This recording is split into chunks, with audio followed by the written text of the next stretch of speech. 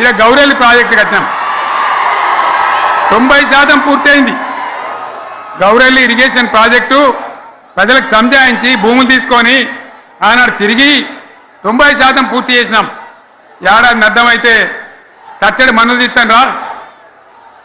తీస్తాను రా పాలమూరు పథకం 80% కంప్లీట్ అయింది. ఎందుకు దాన్ని పెండింగ్లో పెడుతున్నారు? ఎందుకు దాన్ని పూర్తి చేస్తలేరు? ఈ విధంగా చిన్న మాట, చాలా చిన్న మాట. కేసీఆర్ కిట్ పెట్టినాం, లక్షాధికారుల కోసం పెట్టినాం, కోటీశ్వర్ల కోసం పెట్టినాం. ఎవరి కోసం పెట్టినాం కేసీఆర్ కిట్టు?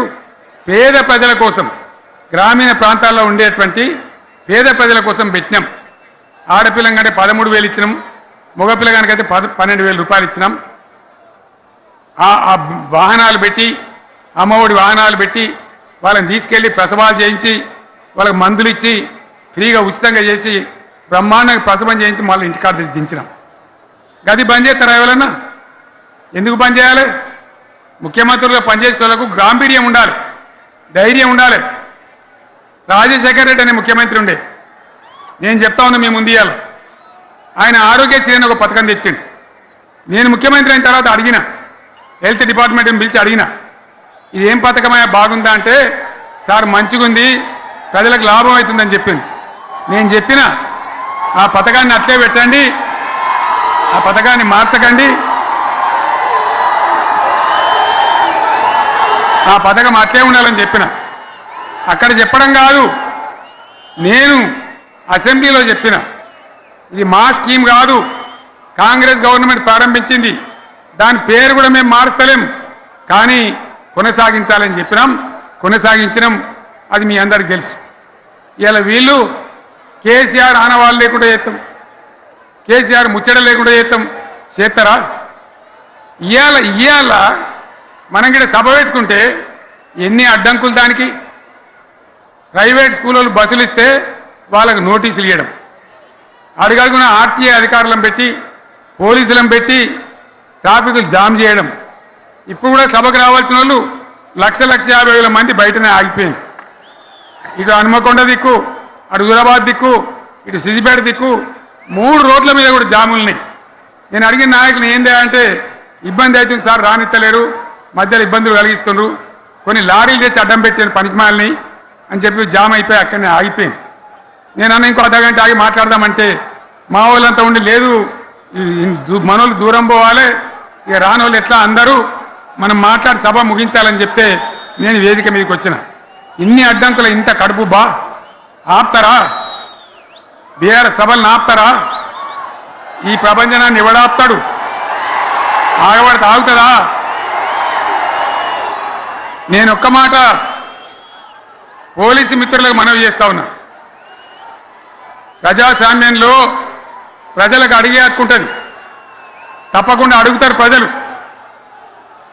ఈ అడిగే హక్కును సోషల్ మీడియాలో బీఆర్ఎస్కు సోషల్ మీడియా వారియర్స్ ఉన్నారు, వాళ్ళు బ్రహ్మాండంగా పనిచేస్తున్నారు, ఖచ్చితంగా అడుగుతున్నారు ప్రజల తరఫున.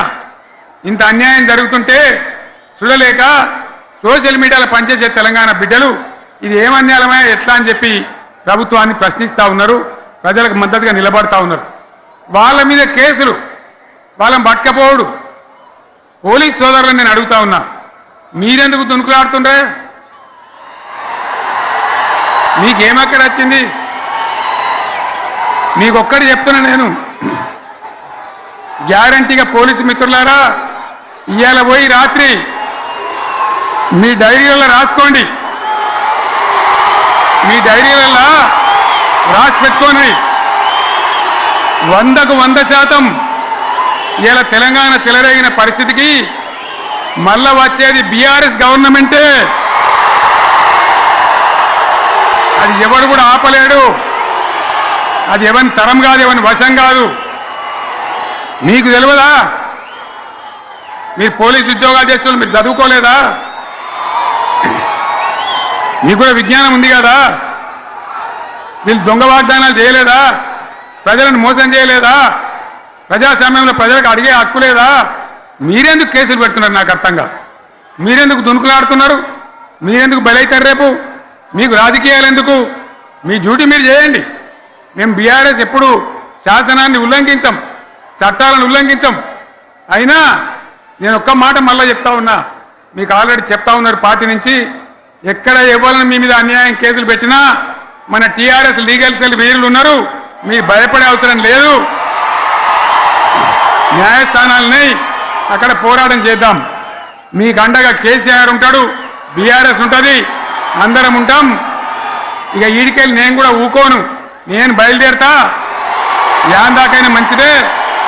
ఎవరెవరి సంగతి ఏందో, ఎవరైనా లెక్క ఏందో అన్ని కూడా లెక్కలు తీద్దామని మనవి చేస్తా ఉన్నా. ఈ రకంగా మనం ముందు పోవాలి. ఒక్క మాటలను ఉన్నదా?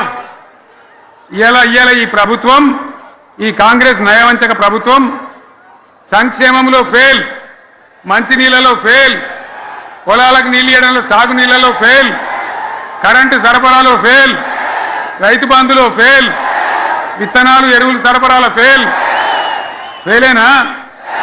ధాన్యం కొనుగోలులో ఫెయిల్, పల్లెలు పట్టణాల అభివృద్ధిలో ఫెయిల్, భూముల ధరలు పెంచడంలో ఫెయిల్. మరి దేంట్లో పాస్ అయిండు? ఎటుపడితే అటు ఒర్రుడు, దేవుళ్ళ మీద ఒట్లు పెట్టుడు, అబద్ధ వాగ్దానాలు చేసుడు.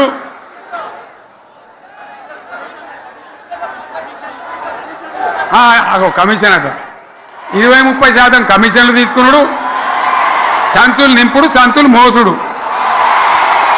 అంతేనా? కరెక్టేనా ఈ మాట అన్నా? కరెక్టేనా? నేను చెప్పి అన్ని ఫెయిల్ అయిందా ఈ ప్రభుత్వం?